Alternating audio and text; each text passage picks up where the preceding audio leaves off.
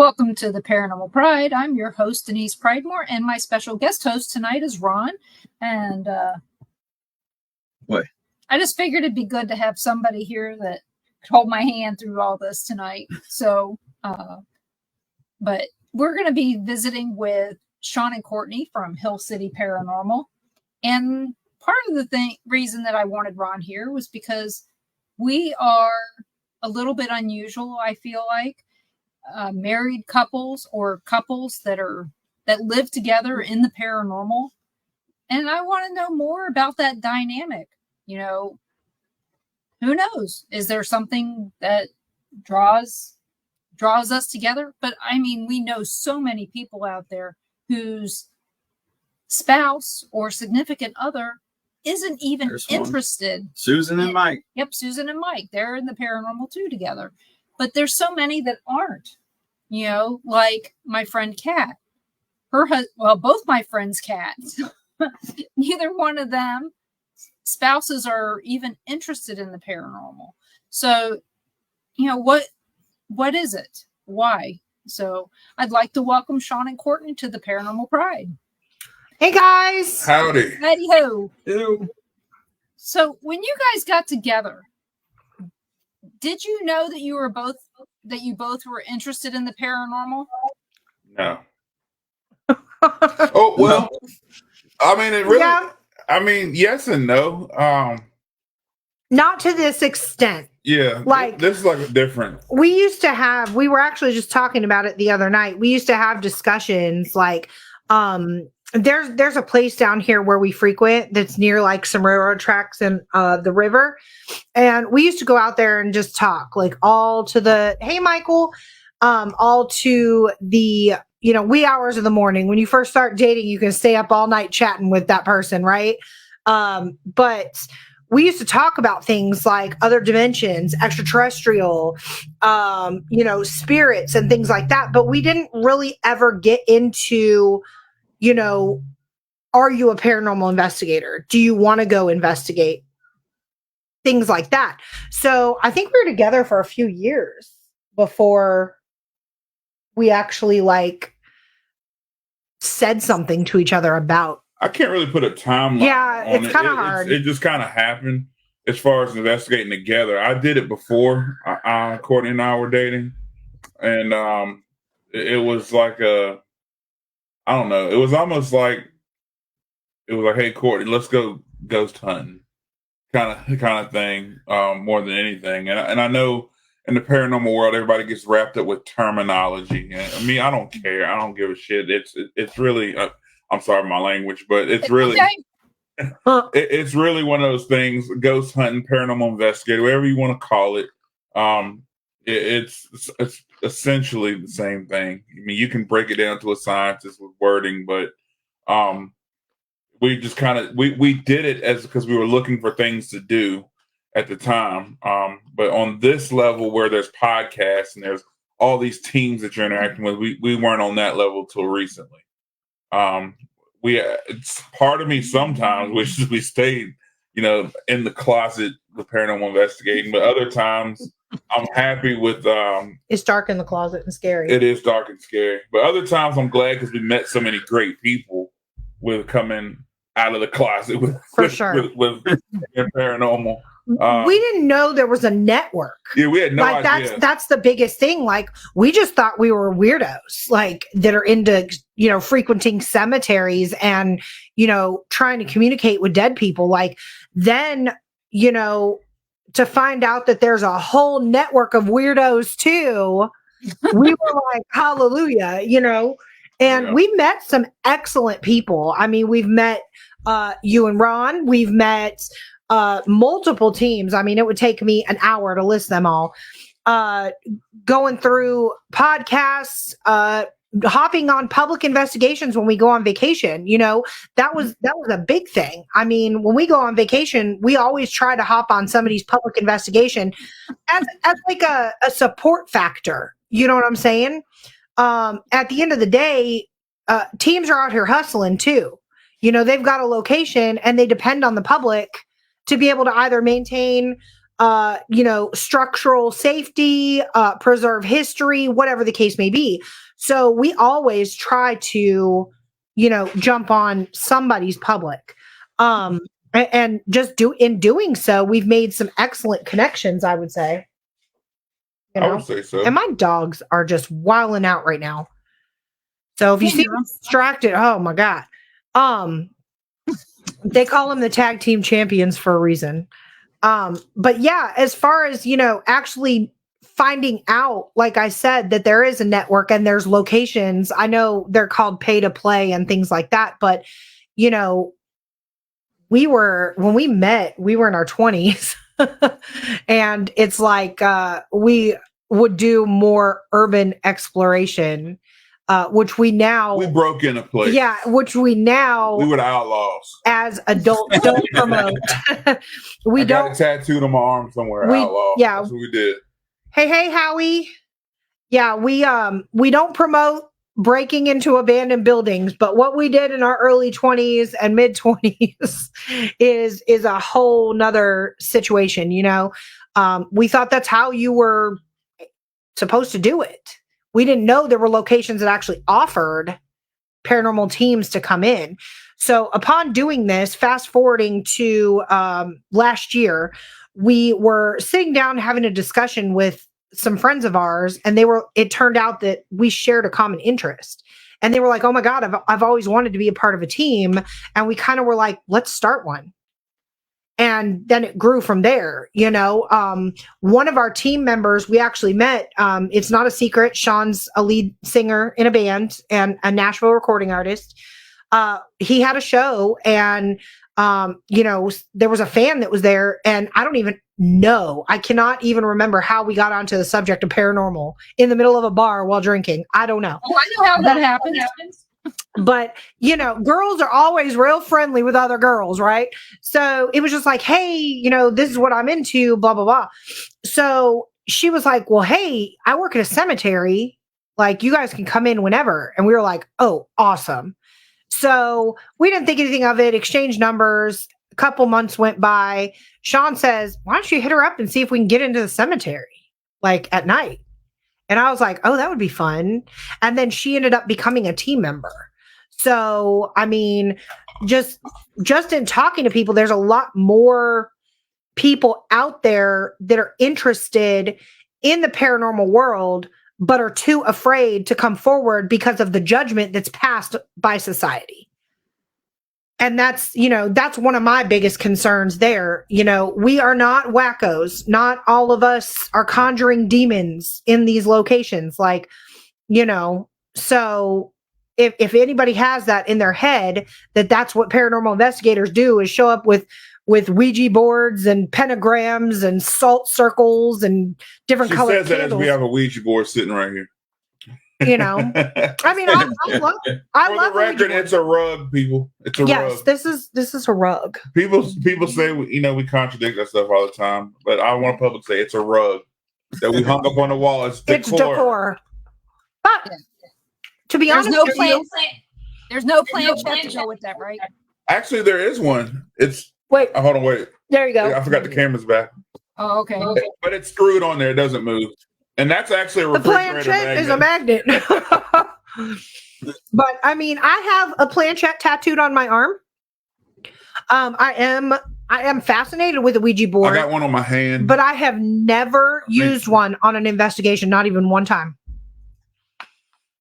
As a matter of fact, the last time I used a Ouija board, I think I was like at 12 a sleepover. I was like 12 or 13. Like in middle school or something.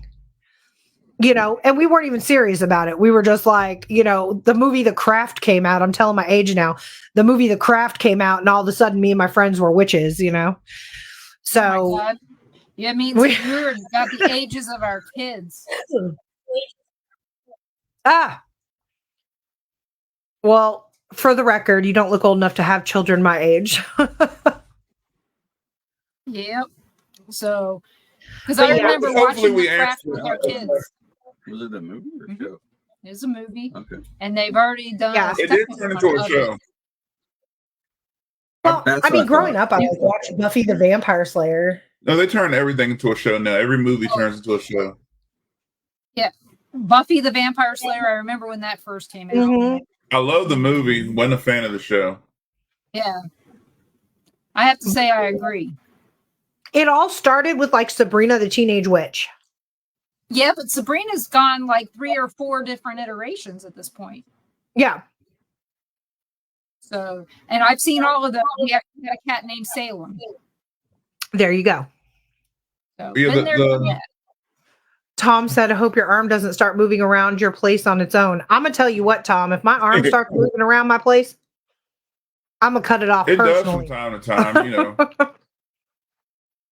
Yeah, the couple thing, you know, investigating, it's kind of weird because we have very different investigative styles, very different beliefs, very different techniques.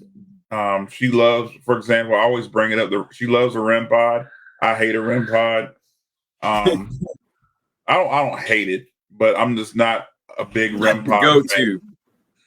It's my last go-to. Right. It's the first thing I set up, and it's my last thing I believe when it goes off. Right. Let's just put it that way. Yeah. I mean, I could sit here all day to explain it. So to shorten that up, it's because it's the easiest thing to debunk in an investigation when it goes off. So that's why I'm not a huge fan. A lot of people love it, and you know, I don't say anybody's wrong when they think it's paranormal because you know, at the end of the day, every piece of equipment we use can be debunked. But the REM pod is just the easiest thing to manipulate, and it's the easiest thing that can be debunked. However, I do use them. I still use it. So I will say though, Sean and I are learning how to take some time each investigation and investigate together. It doesn't work. You know, it's been working lately. But well, we always do this. Yes, that's what we do. So we need paranormal therapy. We need to see a therapist. If I am just not in the right like mindset to investigate, I will join Sean and just kind of sit back in silence almost like she watches and learns. Watches. Okay. All right. So you make all the public think that we're just assholes. I'm completely to each other. joking. We get along in every other aspect of life except paranormal. You know, we're not assholes. We just, like Sean said, we have different investigative styles. So we break off into teams, but that's the beauty of having a team, in my opinion. Like we have almost everybody on our team has a different aspect that they bring to the team. And that's what makes it like a good fit. You know what I'm saying? Because everybody brings something different to the table. If we all brought the same thing to the table, that would be boring as hell. Like we would be like, whatever. So, you know, we always know, you know, his daughter is on our team. She's about to be 16 in October. Her and I investigate together. So we will take off and go do our own thing. And a lot of the time is just us two, you know, and then we've got Chuck and Carrie on our team that they will break off. They're a married couple as well on our team, and they actually investigate well together, and that's their thing. So, you know, they'll take off together. And then we have a team member named Chad and a team member named Rhonda, and then Sean. Chad, Rhonda, and Sean all like to investigate together. So, but Chad comes from the extraterrestrial realm. So he brings some hypersensitivity to the team, which is kind of neat. He also has a police background. So he brings different types of equipment. Like, what was that thing he was using that private investigators use? I forgot what it's called. It's like a super hypersensitive, like microphone thing with a big dish on it. I don't know what it's called. Hyperbolic. Yeah. Hyperbolic mic. Yes. Yep. So like he'll bring that out and you know, that's his thing. Like he pops into police mode is what we call it. And he starts really going into detective mindset. You know, Sean's more scientific. I'm more of, by definition, a ghost hunter. I like to go parabolic mic. Yes, Michael, thank you. I like to go into locations that I'm not 100% sure are haunted and try to find out if they're haunted, you know, and try to like really figure out, is there even a spirit here? Which is where my ghost hunting comes in. You know, Sean also enjoys doing that, but I think you're more of the scientist in our group. Like if there's a piece of equipment that goes off, why is it going off? You know, he's running around to electrical panels, cutting off, you know, power to the house, like whatever the case may be. So, you know, we all bring a different thing. But like I said, you know, if I am not in a right mindset, or I'm tired, or, you know, I've got ADHD, so I get bored very easy. If I'm in a location and I'm just not getting any activity, I will go and join his group and just kind of sit back and see, what are you guys getting, type deal.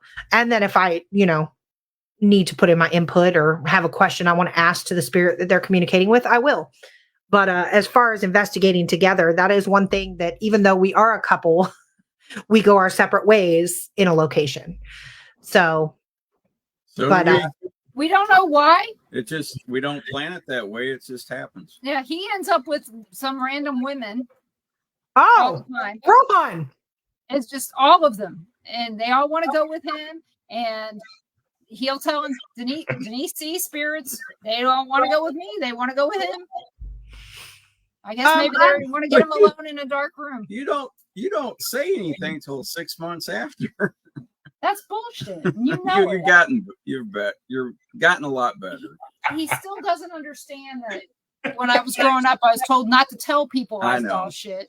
So it takes a long time. But yeah, we were married 11 years before he knew for sure that I was seeing spirits and not just telling him crap. Does any of our team use dowsing rods? With the dowsing rods, I personally don't use it because I drank way too much caffeine.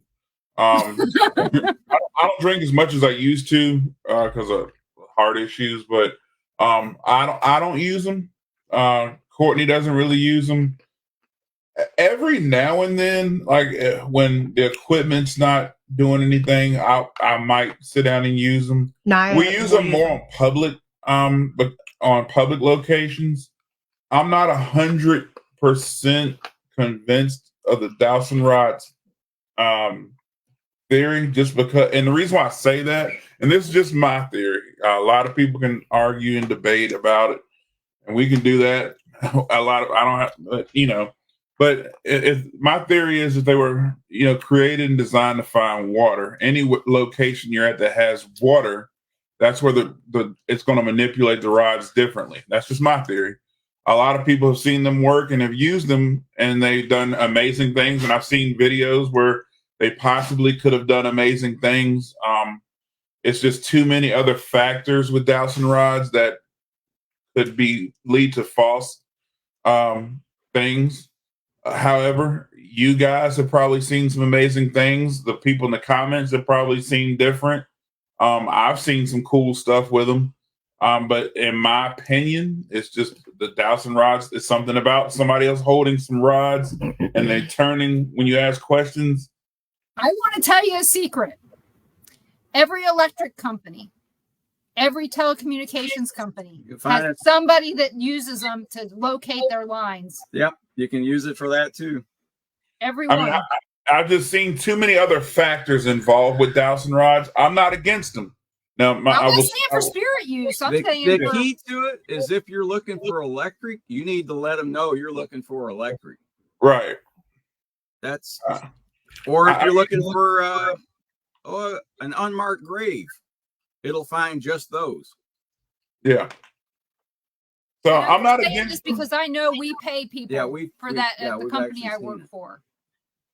I'm not against them. I'm not against them. Yeah, we don't use them everywhere we go. It's just you get to these really old locations and it seems to have a little better results.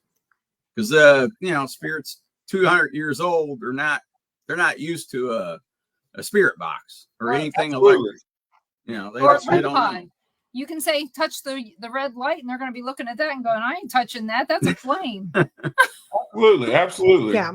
And we've experienced that directly. We have. On a location. I personally don't use dowsing rods because like Chris said in the comments, I am way too shaky. of a person. I don't trust myself. I've physically watched myself. I've tried, and I try to keep a steady hand and I keep my elbows down, and I like to sit in a chair similar to like a computer chair where I can rest my elbows to kind of steady a little bit more.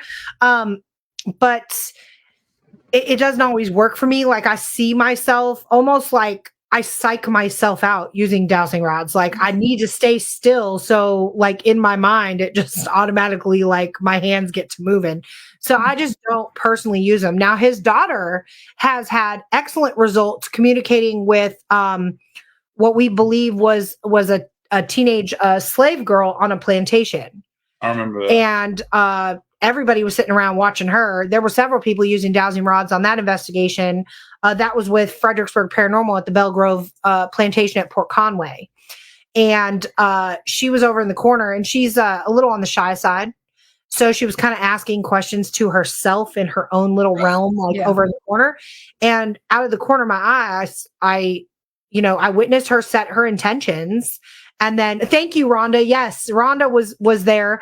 I witnessed her set her intentions, and she was getting intelligent responses. Oh, yeah. Mhm. So, now Rhonda's another one that I've seen that does phenomenal job with dowsing rods. Her and Shonda on Fredericksburg Paranormal. I envy people that can use dowsing rods and have that steady hand and that mindset to be able to like center yourself. Now, when it comes to like the spirit box, that was actually my least favorite piece of equipment at the beginning of 2024. And so I set a New Year's resolution for myself to utilize a new piece of equipment each time I investigated, because as Sean said, I love my REM pod. So I would literally go out with nothing but my REM pod and a K2 and my phone, And so for my New Year's resolution, I said, I'm going to start using, we spend thousands of dollars on equipment. Let's go ahead and learn how to use this other stuff. So, I've dabbled in almost every piece of your equipment now. I don't really get into a lot of the technological stuff. Like, I don't know how to set up the SLS. Like, if you ask me to go put it together, that's a foreign object. You want to hand it to me, I know how to work it, but I don't know how to turn it on and set it and get the program up and all that stuff. But I got really good at using the spirit box this year. And at first I hated it. I absolutely hated it. The white noise drove me insane. I could not concentrate, just all this shut up. So I would never do it. And so his daughter was actually dubbed our spirit box operator on our team because she is phenomenal with it. If a word comes across, she can get it right then and there. And I'm going, how do you do that? So I practice and practice and practice. And now I'm the first one to volunteer for an Estes method. I will pull out the spirit box quick. It's really just like with the dowsing rods. It's all about centering yourself and really like putting yourself, almost like taking yourself out of like the worldly realm to be able to concentrate on what's going on around you. And with that being said, I think that's important for all paranormal teams to be able to have that ability, because at the end of the day, that's what we're doing, is communicating with the spirit realm, right? So if we are going in with an ADHD mindset, you're sitting at an investigation and you're going, shit, I forgot to put my laundry in the dryer. Did I start the dishwasher? Did I cut off all the lights in the house? Like, these are the things that are going through your mind, as opposed to you not like concentrating on the investigation itself. So I think, with dowsing rods and spirit boxes and all paranormal equipment, really, to be honest with you, you need to kind of really clear your mind and center your body. So you have to do that before in my case, I have to do that a couple days before. Yeah. In all honesty. That makes sense. Well, I have spirits that come and tell me what we're going, if we're going to have any spirit activity in a location. I always know beforehand.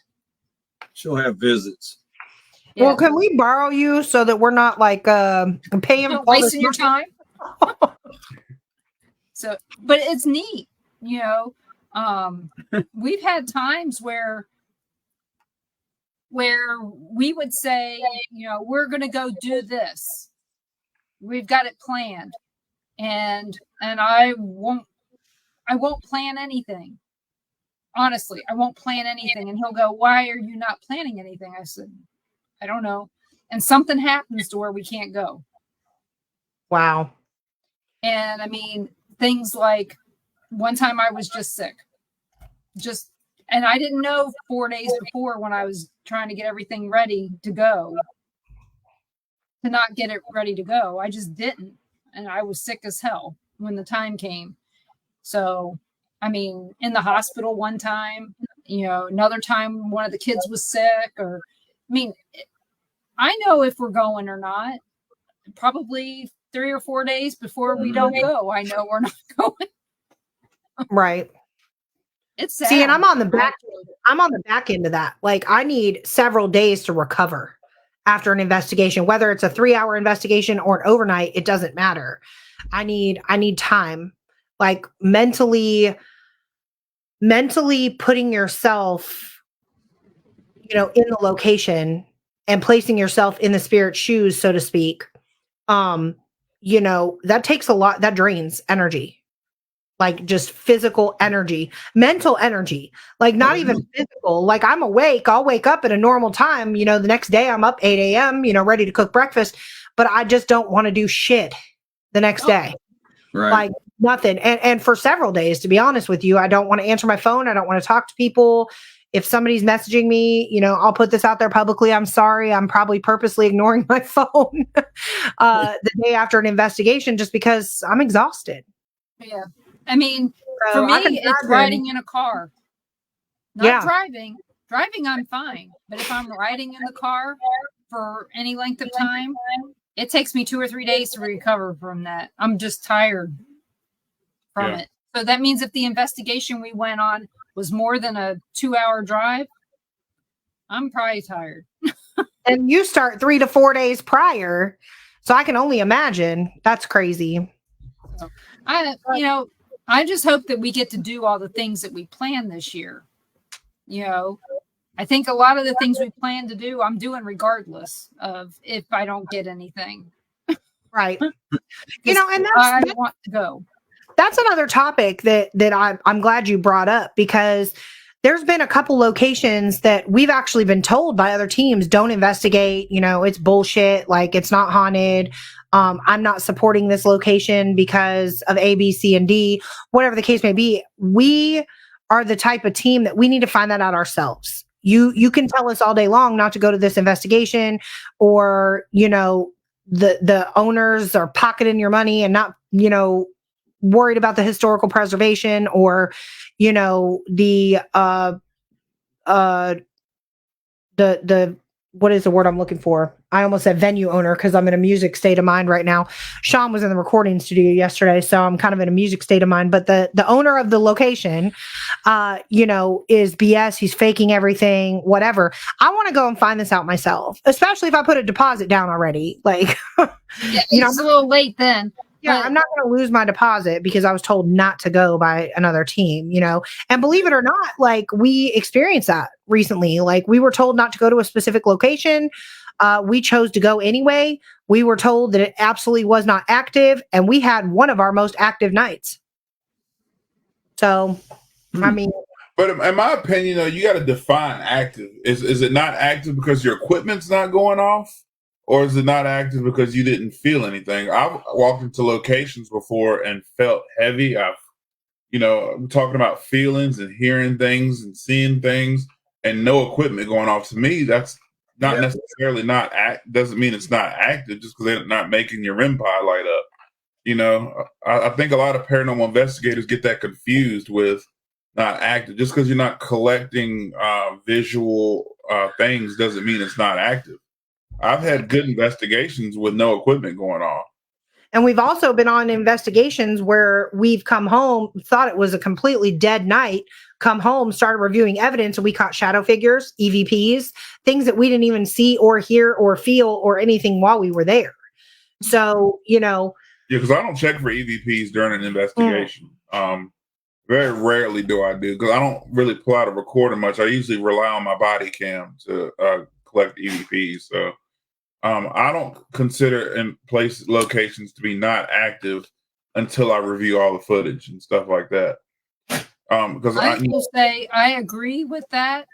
The only reason I wouldn't go to a location is if there's something that bothers me morally about something there, someone there. So say the owner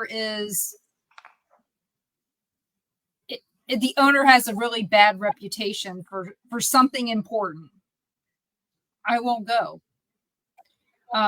Same as I won't interview people who I don't agree with their moral stand on something. Somebody who screwed around on their spouse, and I knew both spouses. I won't interview them, which makes sense, right? I don't want to be associated with that. But there are some locations that I won't go to, and I don't have to put it out there where they are, and I don't have to share it with anybody. Right. But if somebody's going to ask me, I'll tell them, And that's the beauty of having your own podcast and being your own person. Like 1A, you have your own team, so you can make a choice where you want to go. 2B, you have your own podcast, so you can choose who to have on there and who not to have on there. Right. I haven't been faced with anybody that I wouldn't have on my podcast again, I don't think. Not yet. We're still rookies in the world, though. I just have a problem with liars and cheaters. Okay, we'll just keep it at that. Hey, and that's your preference, and you have every right to that, and I respect it. I do. I respect everybody's personal values, and that's the problem. One of the biggest problems I see in the paranormal world, as well as the real world, people don't respect other people's personal values and morals. If you have a certain thing that's yours and a certain belief that you stand on, and somebody else can't respect it, screw them. If you say, "Hey, this is the belief in the thing I stand on," then I have no choice but to respect that. Right. Who am I to tell you what you can't do or decide, or that's your choice. And that's integrity is huge. Yeah. And if you don't have that in the paranormal, you have nothing. That's true. So that's something that you have to keep in mind. If they're willing to lie about important stuff like that, what else are they willing to lie about? So that's kind of where I go with that. So keep that in mind when you meet somebody who does that to you. I'm not going to tell you don't have this person on because of this. You guys have to find out that kind of stuff on your own. Right. Now there are some people I will tell everything to. Kat, she knows I'll tell her anything. But that's a whole different ball game. But I'm not going to tell you what that your morals have to be my morals. That's never going to happen. But like I said, there are some places I don't care how haunted they are, I'm not going. And it has nothing to do with the haunting. It has more to do with the owner or the people running it. I don't want my money to go to those people. And I respect that. And we have maybe one or two places like that. Ours is more of bad business type situations. Ours is more of the personal things. I have a rule: you ain't got but one time. Mm-hmm. That's very bad grammar. You don't have but one time to. No, you said it right. You ain't got but one time. You ain't got but one time.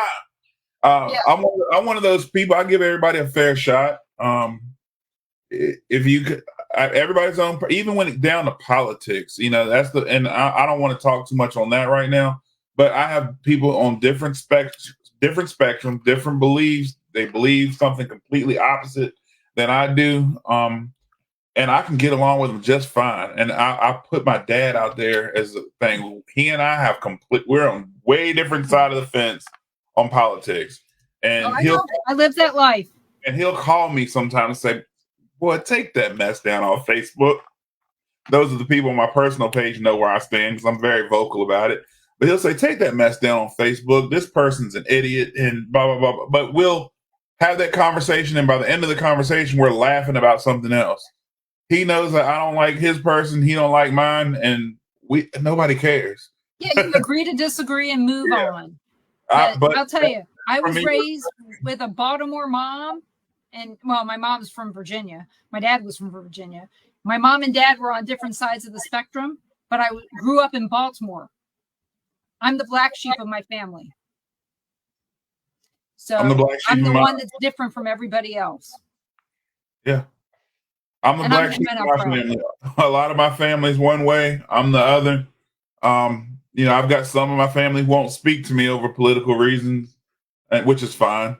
But I respect what can you do? I respect everybody's personal belief. Hell, I got friends on different ends of it, and I will make fun of them.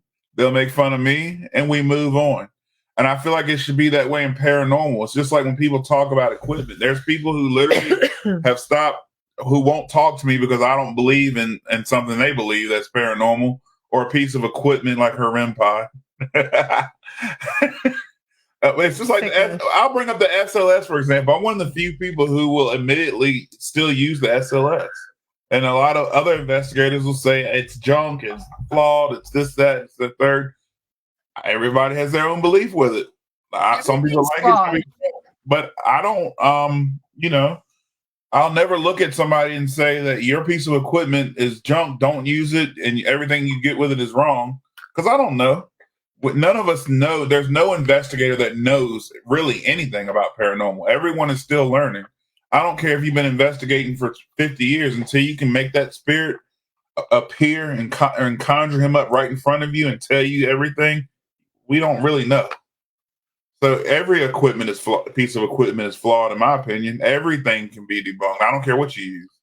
I give her a hard time, but in all reality, every piece of equipment we take out is flawed, technically.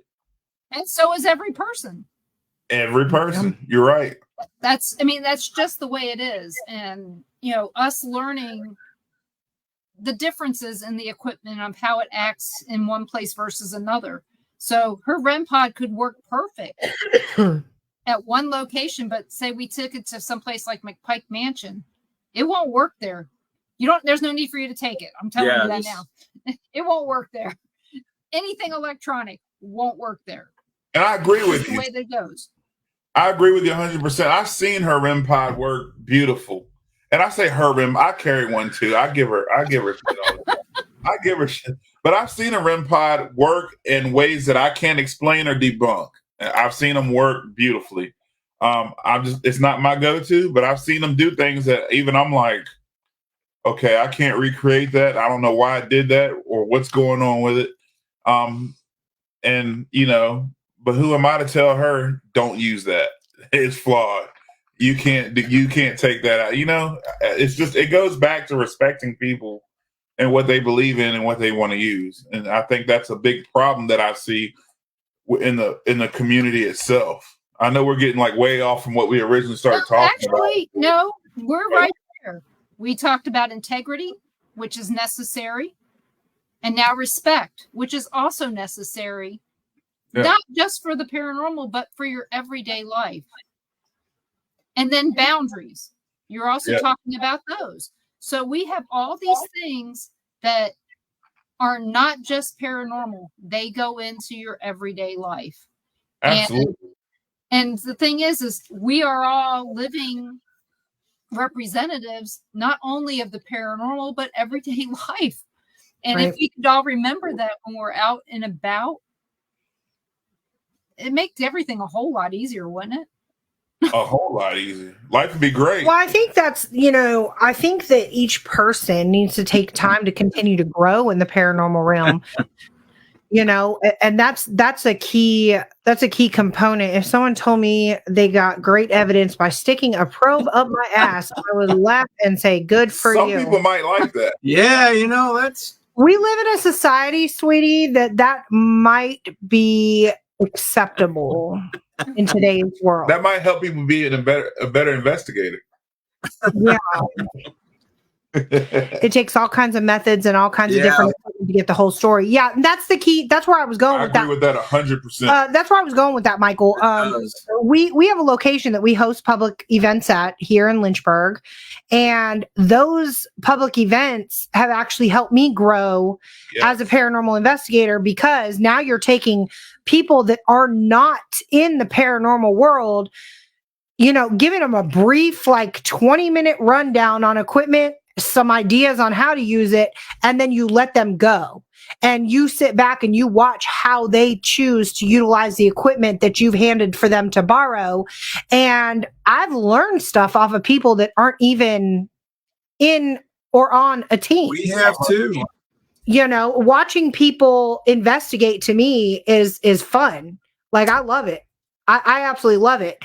But I'm able to grow as a paranormal investigator that way in multiple aspects, not just like ideas, techniques, and things like that, but also with patience, respect, boundaries, and integrity. Because as a team that hosts public investigations, we have to uphold public integrity.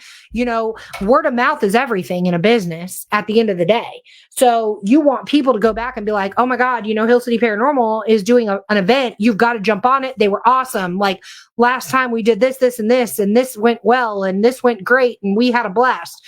As opposed to, what you don't want is somebody to be like, man, they're full of shit. They fake their evidence. They're just like Zach Baggins. Like, they're rude. They said everything I did was wrong. Like, don't do that. We pride ourselves in maintaining that 5-star review. You know what I'm saying? So, and then respect, obviously it's me respecting the public's ideas, whether I agree with them as a paranormal investigator or not. I respect your ideas. We've had people on our public investigations that are thoroughly convinced that their grandma that passed away 200 years ago is the one that's coming through at this location, even though their grandma passed away in Mexico. You know what I'm saying? If that's what you believe, that's what you believe, and I'm right there for it. That was actually neat. I believe that with you. And yeah, it's possible too. I think I tell people that all the time. Yeah. Well, I think that that's a lot of problem in the paranormal world, is that so many people are closed-minded and so set in their ways. They are. Their way or the highway. I witnessed, and that's a real life experience that I witnessed. We got the name, I'll never forget it. We got the name Lucy across the spirit box. And there was a young couple that was with me on my team. And I'll make this brief, but they were with me on my team, and I saw he didn't speak a whole lot. He really didn't. His girlfriend was very interested in the equipment in the spirit box and dowsing rods. She had a pair. And she was doing a lot of question asking, and he was just sitting back. And when the name Lucy came across the spirit box, he perked up, his whole face changed. And I'm a body language person, so that caught my attention, because I'm like, okay, this dude has literally looked like a skeptic all night long. What's going on? Let me pay attention over here. So all of a sudden, he says to me, after like a few more words came across the spirit box, he said, excuse me, can I ask some questions in another language? And I said, absolutely. So all of a sudden, this just Spanish came out. Blah, blah, blah, like, I can't even go. And he was just talking. And I had a REM pod set up across the room, and it was coinciding with the questions he was asking in Spanish. His grandmother's name was Lucy. She passed away actually 1 month prior to the investigation in Mexico. And that REM pod hadn't gone off in that location all night. So, I'm open for it. I am all open for it. If maybe grandma's coming through, and the thing that got me and pulled at my heartstrings a little bit was after the investigation, he said, I wasn't able to make it to her funeral, and I just got the closure I needed because of this investigation. Yep. And I was like, that to me is why I do what I do. Yep. We have a similar thing that happened, but I Very would tell similar. people when we were doing tours at the Sally House that, or anywhere that we've gone, when you go to a paranormal location, the spirits that are with you are there because they know that you're going there to talk to spirits. And you can't assume that the spirits that you're talking to are belong to that house. They could be yours because you've already put it out there that you want to talk to spirits. That's true. They're going to utilize this time to talk to you no matter what. And our very second time at the Sally House, we had taken our dowsing rods and some other equipment with us. And we were sharing it with the other guests. We were guests. We were not tour guides. And this lady comes up to me and she says, "Can you use your dowsing rods to talk to my dad?" I said, "I don't know." We didn't. We really didn't at the time. And I said, had no clue. "If you want," I said, we can sit down and we can ask some questions." And we went into one of the rooms at the Sally House and she started asking questions that only she knew the answers to. Because I told her, I said, "Before we start, make sure you ask questions that only you know the answers to, or you and your mom know the answers to, that, that I couldn't even guess." Okay. So I'm holding the dowsing rods and she's asking all these questions and she's convinced that she's talking to her father. And she's asking these questions and she's getting all these answers of stuff she didn't know about. And she's writing them down. And she said, "This was really important because I had to pull the plug." So she had to make the decision to let her dad die.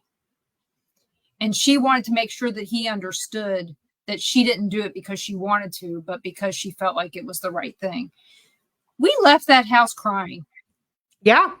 I made a friend with this lady that I've never met before. I've talked to her a couple more times, and she says that was the most prophetic conversation she ever had. And that everything that she got helped her move on. And her mom was there with her. Yeah, her mom, who was actually divorced from the guy who died. Yeah. But they were still close. It was her birthday. And for them, it was one of the very best days of their life, they said, after his death anyway. See, and I love stories like that because they really do change the mindset of paranormal research. Like I said in the beginning of this podcast, not all of us sit around and conjure demons. Like, we also help people, whether it's helping them mentally or giving them some kind of closure that they were seeking. And they didn't know where else or how else to seek that out. Yeah. So, they jump on public investigations like that. They cling to people that have experience in the paranormal research world. And, Sean, we were laughing today because, a lot like you said towards Ron, Sean ends up with all the females every time. They all cling to Sean. So I actually asked somebody one time, because she's on our team, and if we break off into groups, she's going with Sean. I mean, end of story. So I asked her, I said, "Rhonda," why do you always go with Sean? And she said, it's the whole like male safety thing. So, I think that's why is, I mean, I told her, I said, well, none of us can beat up a ghost at the end of the day. No. Like, I mean, we'd be looking real silly. That'd be funny to swinging watch in the somebody air. try it, though. We'll try it. But I think it really has to do with the whole male figure and safety thing. So, but Sean ends up with all the females, and females by nature are emotional creatures. We just are. So when you get people like that are looking for closure for a loved one that's passed on, maybe in a situation like you had, where she had to make the decision for the better of her dad, to avoid any further suffering, she would be more likely to cling to somebody with an emotional connection, as opposed to a female on an investigation that wants to go because she's curious, but she really deep down is like petrified because she's in a haunted location. So I noticed that there's also a difference there too. If females show up to the investigation, cling to the male guide more so than a female that's looking for an emotional connection, because females are more likely to emotionally connect with another female. So, and just in working through that and listening to that situation, I think that's why you, Denise, got clung to in that situation, because you can actually empathize better with another woman than say a male can. And that sounds sexist. I see Sean. I see Sean's face. Okay, I know that sounds sexist, I work in the mental health field. What are you talking about? This is crude reality. Like, it is what it is. Women are more emotional creatures. Okay. You know, if there's a woman that's crying on my investigation, you know, what are you crying about? There, you know, mine, and I'm going, oh my God, come here, it's okay, you know. And we've had that happen too. Tears away. We've had that happen. I'm just playing. You know, I don't do investigate with Courtney. Yeah, big girls don't cry. Courtney's down the hall. Put in there. Come give me 20. Yeah. Don't send them my way, please. I do got my old military hat. I can go get it. That's right. I kind of agree in some cases, but we were at like the John Warnell house, and we had these spirits that would not talk to anybody but the women. Yeah, and we had this one woman who had never been on a paranormal investigation, and after that, during that time, something happened in that room. She jumped behind me like, I'm going to go behind her. She's a mom. She'll take care of me. Yeah. And that's what it was.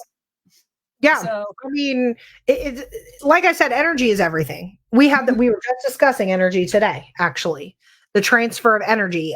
We said that that plays a factor. If you are in a room full of people and everybody's gung ho in investigating and trying to get to the bottom of something, and somebody's sitting there like this, going, "Okay," you know, that's you've seen them. Oh yeah, I've seen them.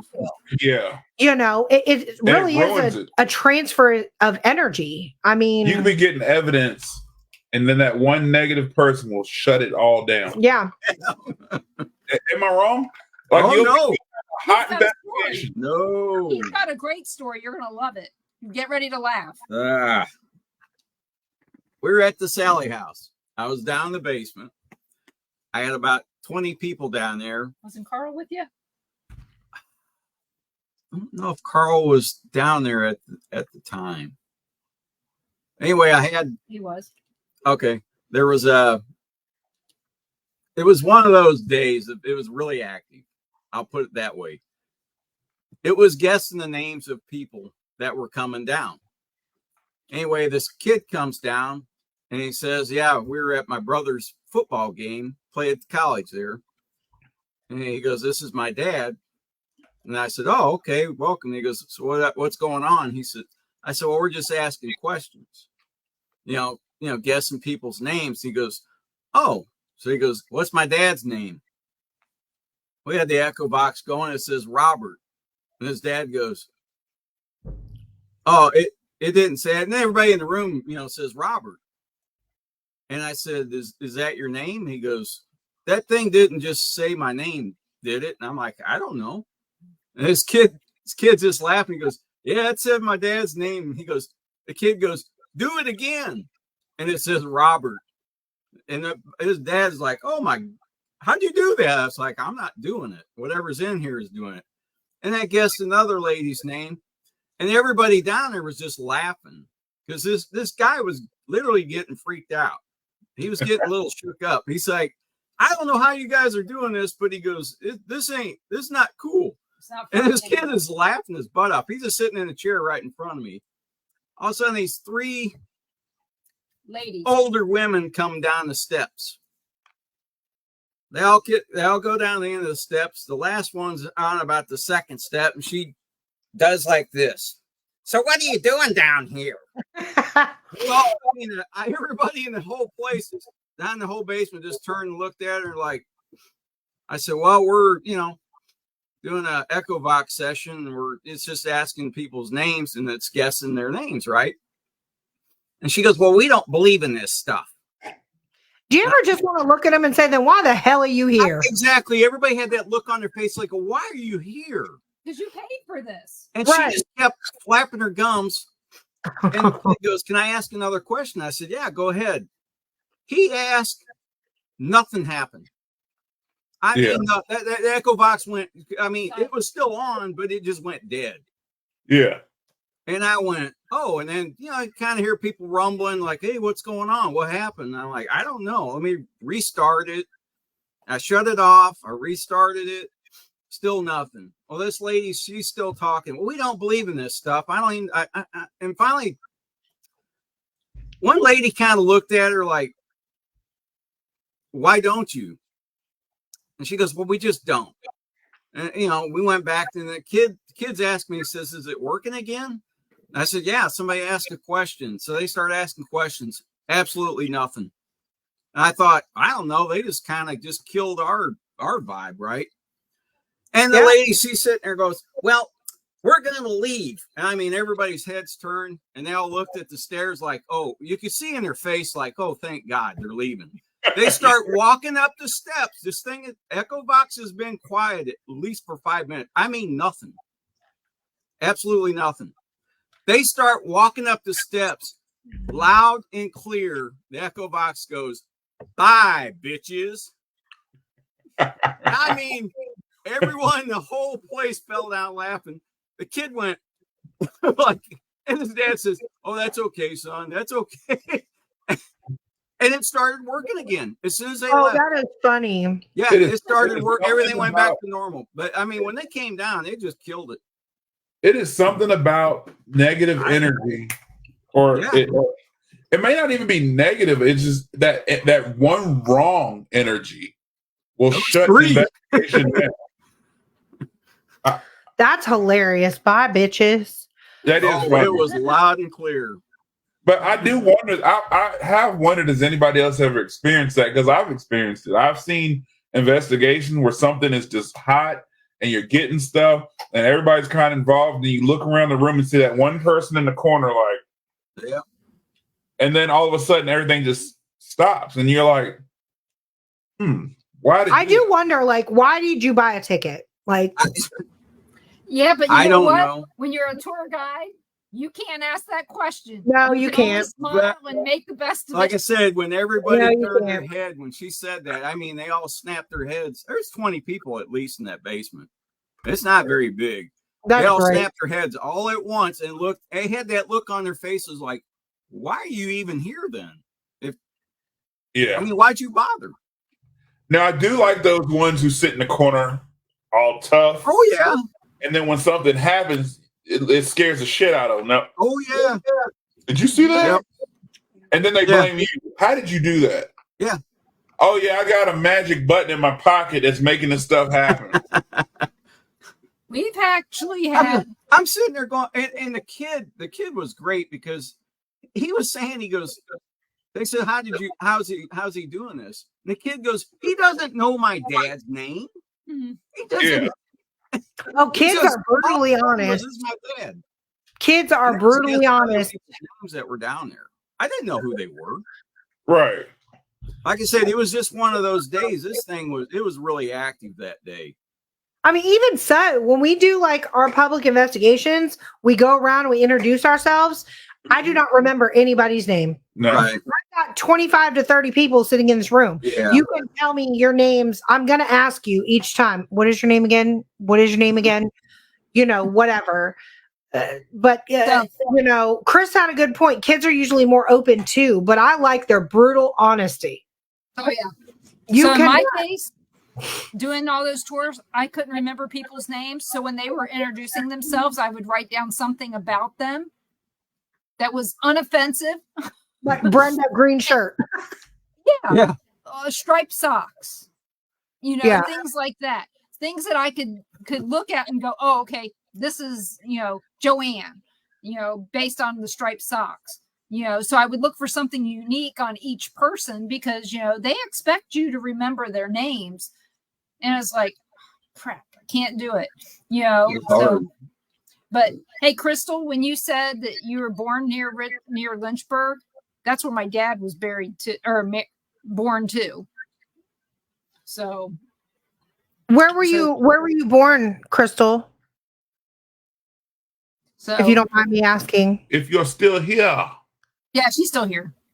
But yeah, kids, I love kids during an investigation. We have an age limit on ours just simply because I did find our first one we kind of didn't open. with no Danville. So Danville's about you got Gravity Hill. 45, 50 minutes away from us. So yeah. Gravity Hill. But we did it. North Carolina. No, Gravity Hill's Danville. It's on Every the board. state has a Gravity Hill. That's true. That's true. They're all crap. we left our investigation open to all ages the first time, and then we put an age limit on it very quickly to 14 and up. Just solely because we're not babysitters. I'm gonna put it out there. Yeah. I don't care. I'm gonna say it. We're not babysitters. Well, I've had to babysit more adults than I've had kids, adults. though. Well, not only that, we hopped on an investigation with Truth and Evidence in Savannah, Georgia, and oh yeah, I was so mad. So I'm weird. If I get scared, I get angry. I don't yell. I don't scream. I'm cussing. Like, so I was sitting in, anybody that's ever been there, we were doing the Savannah Theater, and I was sitting in the stairway trying to communicate with the young boy. I know where that's at, by the way. That's there. And yes, it is a real town, and I'm still immature every single time I drive through it. Well, then don't drive through Uranus, Missouri. Yeah, no. Yeah, there's a town called Uranus. You always come out one end. An appropriate sign when you go into Uranus too. But anyway, so I'm sitting in the stairwell. You've been to Uranus? And my stepdaughter and you are outside. No, you guys were sitting above me, right? I don't know, but either way, this other kid comes through, and we were real concentrated, and we're staring down the stairwell. And this other kid comes by, pops into the room. It was in Savannah. That's why I said Savannah Theater. Pops into the room and says very loudly, "Are y'all getting anything?" My stepdaughter screams. He says, "What the hell?" And I go, "God damn it."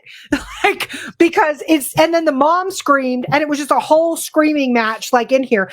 And she was just a young child. So, although I appreciate kids' energy and brutal honesty, I can't do the screaming.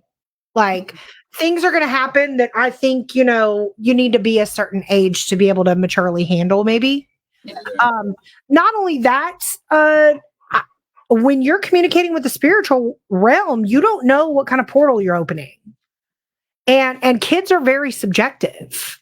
You know what I'm saying? And I would really hate to, I'm a knock on wood for this one. I would never want to get a message from a parent that says, after your investigation, I came home and my child is climbing up the wall backwards and her head is spinning around. Right. Like, I don't want that. I don't want any child to be subjected to that.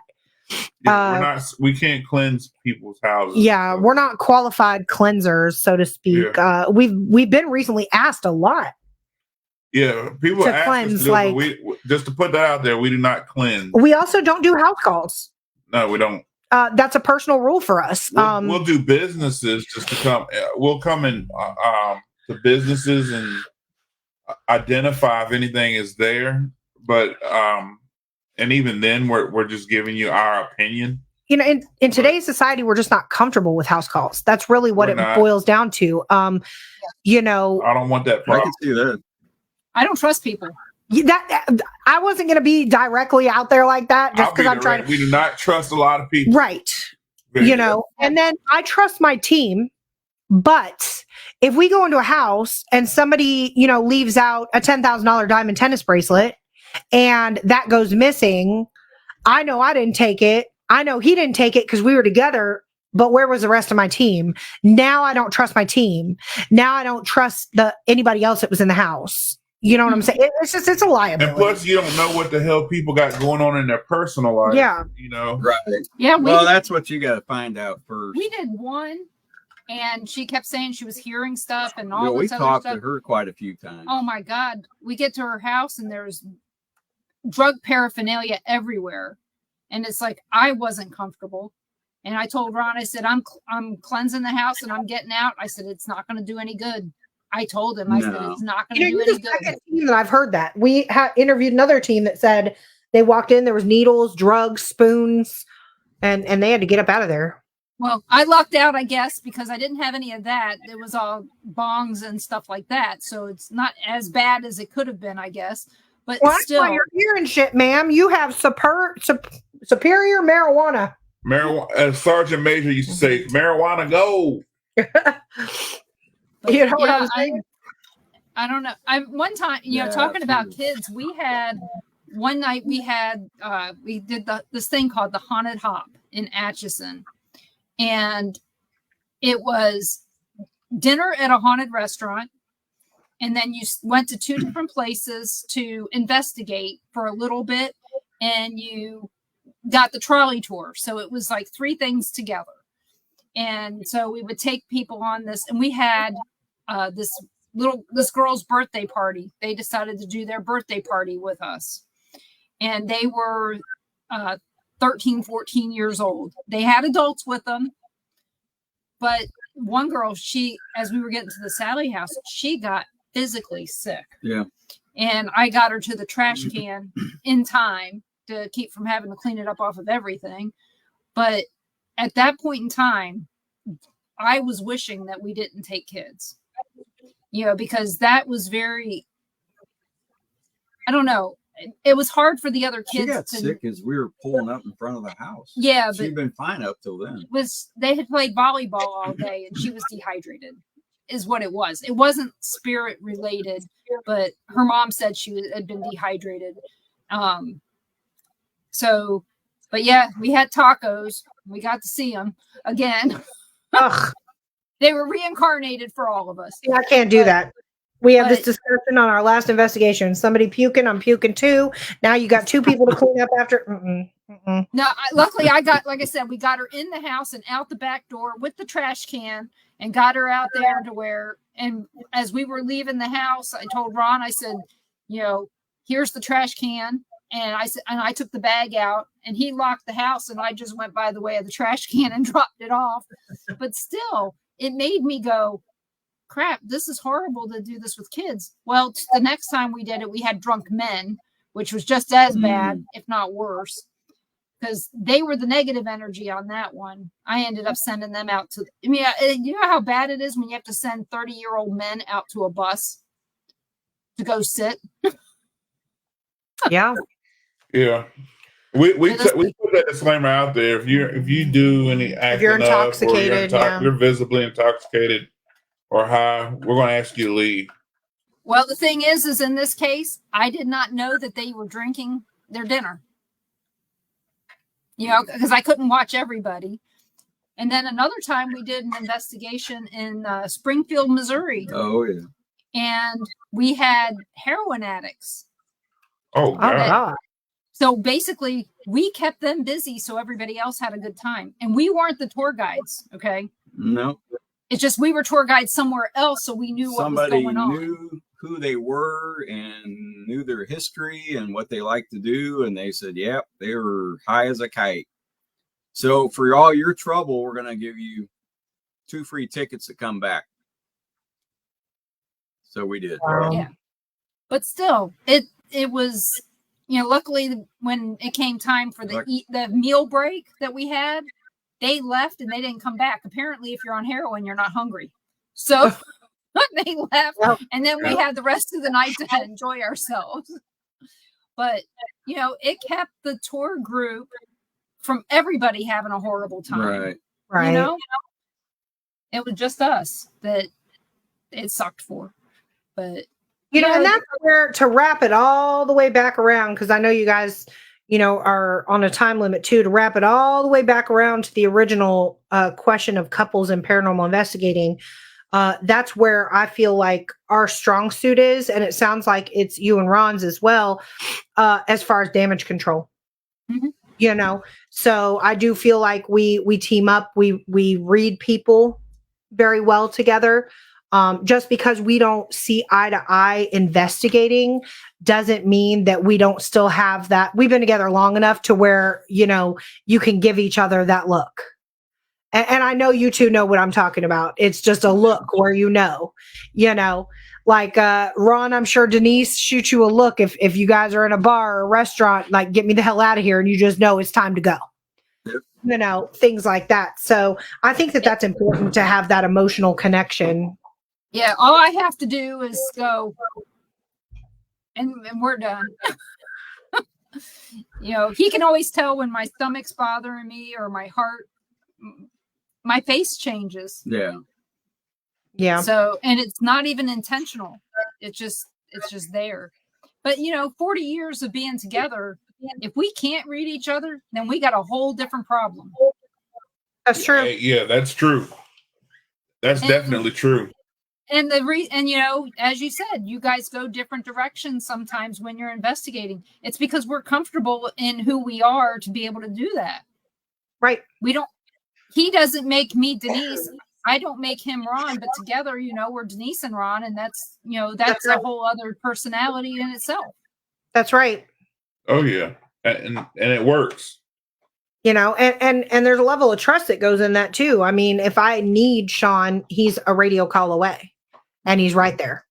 You know, if somebody's down, injured, I am clumsy as hell. So if I go down or I fall, you know, his daughter's on the radio, Dad, Miss Courtney tripped and fell in the dark and hit her head. And, you know, I have no doubt that Sean would be right there in 2.2 seconds. It doesn't matter, 18,000 square foot building or not.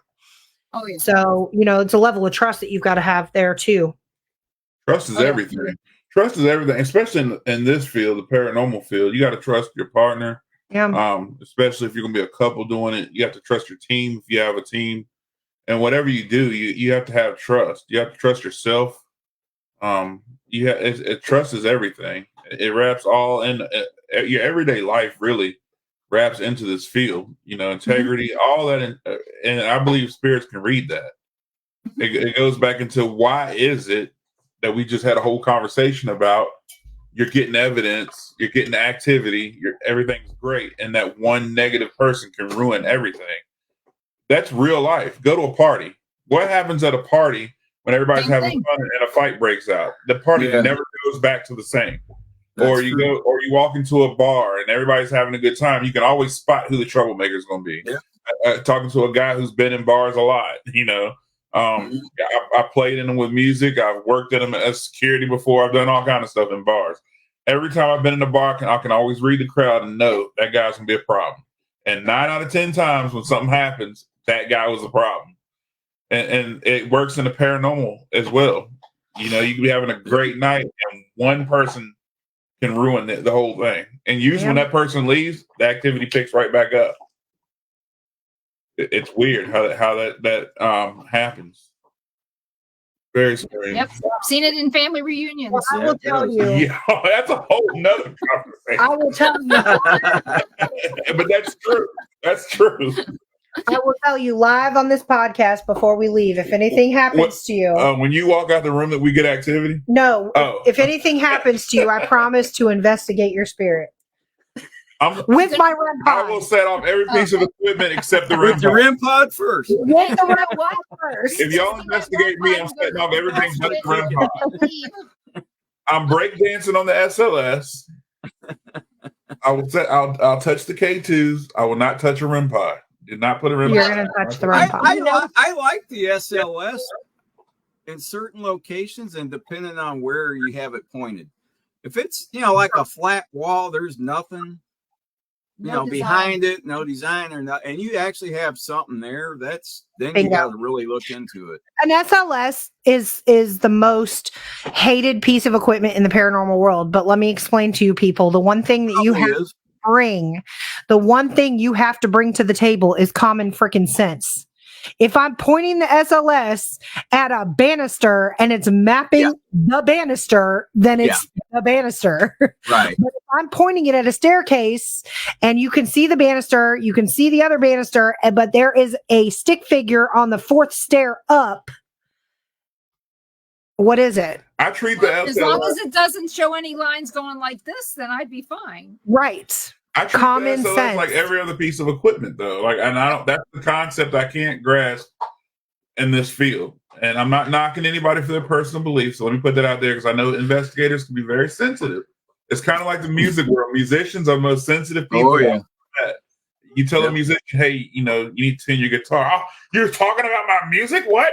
And that paranormal investigation is the same way. Oh my God, people, we're grown. So let's talk about the SLS for a second. I treat it personally like every other piece of equipment. If I'm mapping a stick figure and it's not against a banister, like she said, or a door frame with marks in it that can mimic a person, if it's an empty room, I will ask the figure to do things. Oh, exactly. Don't forget that's what we do. That are in, the portraits that are of the full body. Common sense. Yes. Do they have flaws? Yes. Do they have flaws in the program?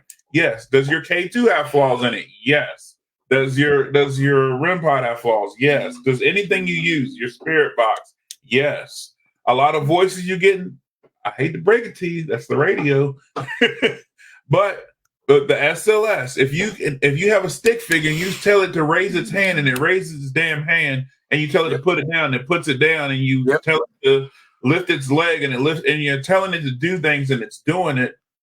I mean, see, and that's where I have a problem. Is I need to see how it's programmed. Is there any? Because you're using it on something that picks up voice. It has a microphone. I don't know. Is it built in? It was doing what we were asking at Ashmore. But again, you don't know if there is something built in. Carl, get in here. Why? Because I was there when it was doing but can you read code? That's what I'm talking about. Well, you got code. Well, you got to look into the code. Well, we can get into the tech. No, I can't ever. I was going to say we're going to have to do show 2 for technology side of things with the SLS. It's mapping a figure. Right. The Xbox Connect can pick up voices in order for you to be able to communicate through. However, it doesn't have the technology for you to control what it's mapping. When they develop it, you can't tell what it maps to do certain things. Right. Now, what it can do is mimic what it's seeing. So, for example, if it's mimicking, and you can look up the technology, you can research it. If it's picking me up as a stick figure, it's mapping. What it's mapping is my shape. If it was mapping me, it would be a lot bigger stick figure, right? But it's mapping my head and my body. Your joints. It's mapping it all the joints. So when I move my hand, it's going to raise my hand with me.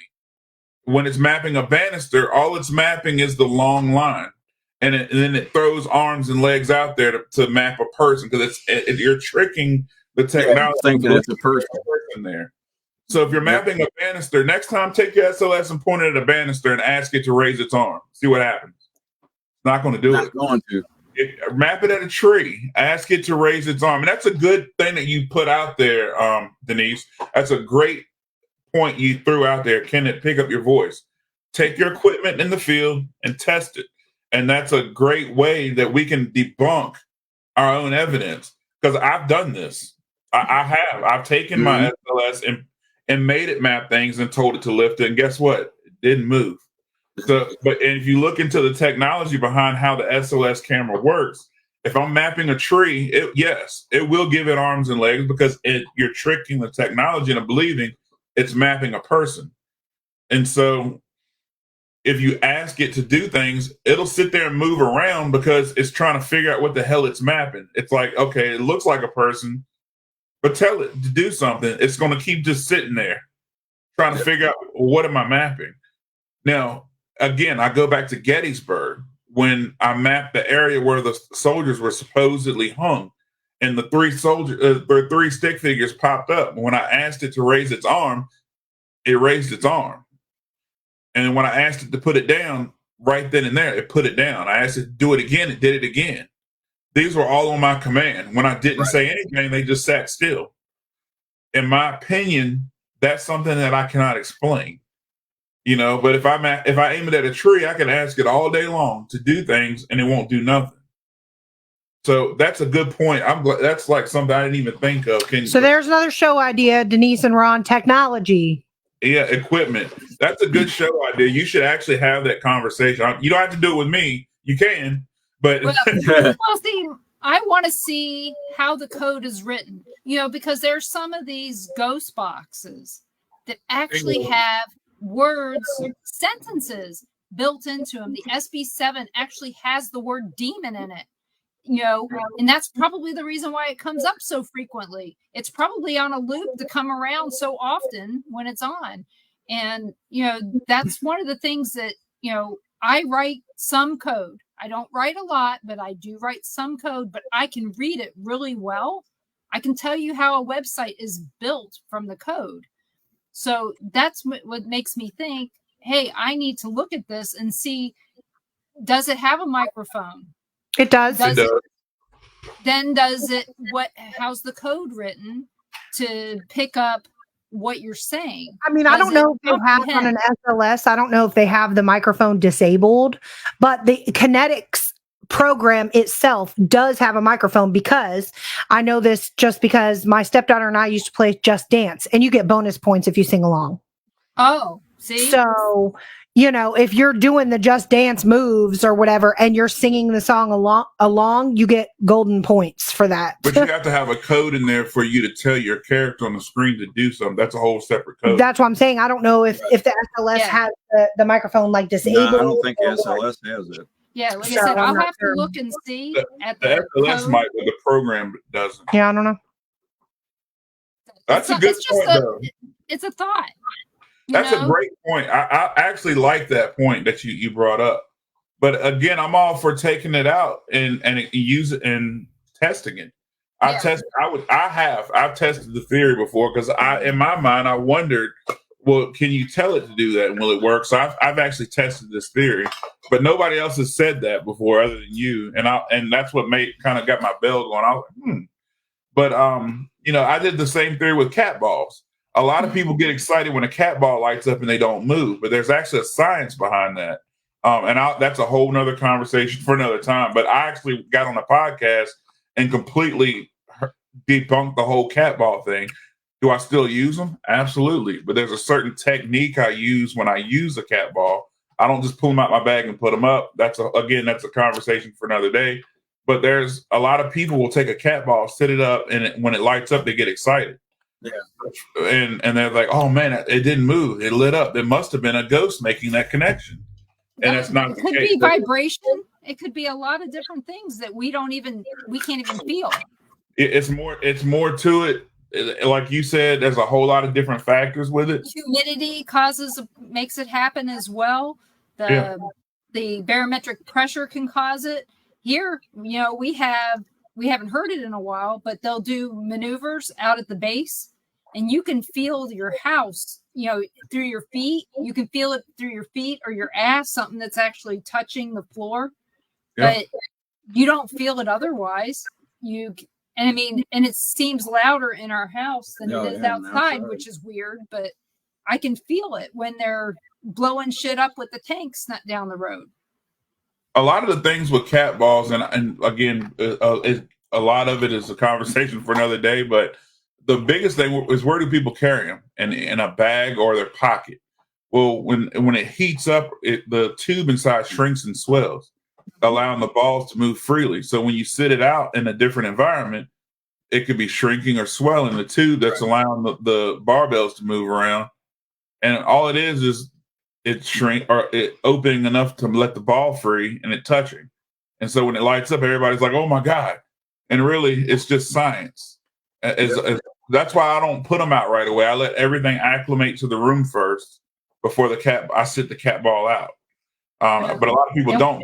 They'll pull them out. It's like the flashlight. Yeah, we don't want to talk about the flashlight trick. I don't use it. I did it first, and then I was like, wait a minute, no. Yeah. This is crap. I know. I did it first. At first I did, and then I was like, man, no. Yeah. Once it gets into your head and you realize, oh my God, this is normal. Yeah. I understand. And then you go, why did I believe that to start with? But I never did believe it. And that's one of the things. I've been on many shows where I've talked about that. And then I've even been on a panel where somebody goes, what thing in the paranormal do you hate the most? And I go, the flashlight trick. And you can just see people going. People get mad at you for the flashlight trick. Yeah. Oh my gosh. People get mad about equipment. I never understood that. Like, I know. We've seen it. I just get frustrated with it when I know the science behind it. Right. And he was an electronics technician. That was his job. And it's like, it's batteries. This happens. Why do you think every once in a while my smoke detector will chirp? It's because It's getting close to ending its life. It's like politics. You can talk to somebody on the other side and explain everything in fine detail, and they're still not going to believe you, no matter what. Amen to that. Amen. Well, I'd like to thank you guys so much. That's right, Crystal. That's why it's called a trick. Yeah, that's why it's called a trick. I'd like to thank you guys so much for coming on. I hope you guys have a great week. And we didn't even get to talk about your investigation that you did today. Well, and that's a conversation that we can have next time. Yep, it can be. So, was it a graveyard? It was. It was a cemetery. Yeah, we still need to talk about to jump on. one. Yeah, the other one you need to go. We're going to make it. We talked about that today on the way back here. And we're going to make it a point to get to that one probably within the next week or so. Oh, okay. So give me a call when you do that, and but join us here every Monday night at 7 p.m. Central for the Paranormal Pride. You can catch me here where you're watching me at, and some of those locations are YouTube for the Paranormal Pride, the Paranormal Pride on Facebook. You've got Denise Pridemore on LinkedIn. Add in Bill of Rights Network on Facebook, Born TV on Rumble, and here recently, Things Network. And to make an announcement, Ron and I are we're the new things in Florida. The Florida reps. Yeah, so we're the Florida representatives for Things. Couldn't find anyone else. It's a big state. And we're the odd ones out. And now Kat Hobson is also the Things representative for Alabama. And just in case you guys are wondering, Carl's also the Things Network representative for Missouri. So you've got all of us here. Then you can join us every Tuesday night at 5 p.m. Central for Paranormal Nation Radio, Not So Normal, in almost all the same places that I just said. And tomorrow, I don't know who our guest is going to be. Got some calls out, but nobody's returned them. I think it's because of back to school. But join us next Monday night at 7 p.m. Central for Tom's doing tomorrow for my guest. And my guest next week is, who did I say? I forgot who my guest is. It was a really good one too. Shoot, it's somebody I know. Darn. Damn. Well, you guys just have to come and see. So I thought it was tomorrow night. No, I've gone completely blank. Forgot who my guest is. That's why I usually put it in my calendar. I had to have put it in my calendar. So, and you know what, guys? Ron's birthday was yesterday. Oh, happy birthday. No, Saturday. Something like that. So happy birthday to Ron. David Glidden's birthday was on Sunday. And Ron's best friend's birthday is today. And then this happy birthday to everybody. Oh, I got Maggie and Thomas from they were tour guides at the Missouri State Pen. So that's going to be fun to have them on. And Thomas was security guard there. No, he was actually a prison guard there for years and years. Well, prison and guard. Then he's also now a tour guide there. And if you've seen anything haunted about Missouri State Pen, except for one show, it was them. They were on there. So it was really interesting when they were on Ghost Adventures, and they were on the Ghost Adventures Aftershocks. Maggie was, and they weren't married then; they are now. So it'll be interesting to hear more about theirs. They've been our tour guides twice or three times when we went out there. So join us for that, and I hope everybody has a great night. And thank you everybody for tuning in. Give us a like, a follow on Facebook, Hill City Paranormal, and HCP, the initials HCP Paranormal Podcast airs every Tuesday at 8 p.m. Eastern Standard Time. Tomorrow, we are going to be welcoming on our show the Haunting Angels back for part 2. And I know they just went to Pennhurst, so I can't wait to hear all about it. Oh, wow. That's going to be fun. Yes. Oh. So thank you for inviting us on our show. Always a pleasure. Always a good time on here. We love this show. Yes. And thanks everybody again for tuning in. Love you too, guys, too. We'll talk to you soon. Yeah, we'll have to come out there. And have a great night. Come on. Come on. Have a good night. Good night.